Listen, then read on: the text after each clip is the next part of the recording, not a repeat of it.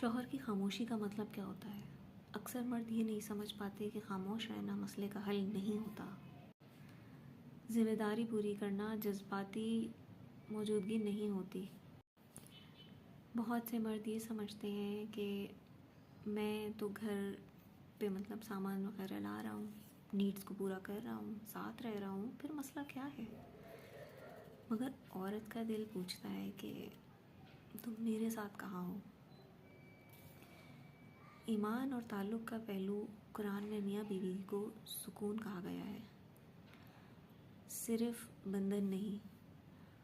सुकून का मतलब सुना जाना, महसूस किया जाना, अहम होना। नबी करीम सल्लल्लाहु अलैहि वसल्लम का अपनी अज़वाज के साथ नरम मिजाजी से बात करना हमें ये सिखाता है कि मोहब्बत सिर्फ फ़राहम करना नहीं होता, बल्कि शरीक होना होता है।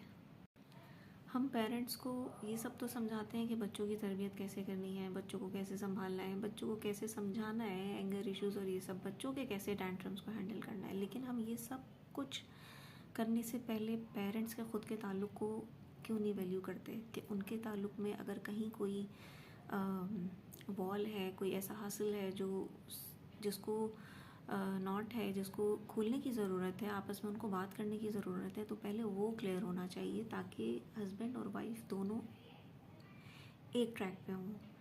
इसी तरह बच्चों की नशोनुमा अच्छी होती है, इसी तरह बच्चों की तरबियत अच्छी कर सकते हैं। क्योंकि अगर कोई एक ट्रॉमा से गुजर रहा है, ये ट्रॉमा से कम नहीं होता। अगर कोई एक इस फेज़ में है कि खामोश है, ये ट्रॉमा से कम नहीं है। तो इस चीज़ को समझना बहुत इम्पॉर्टेंट है।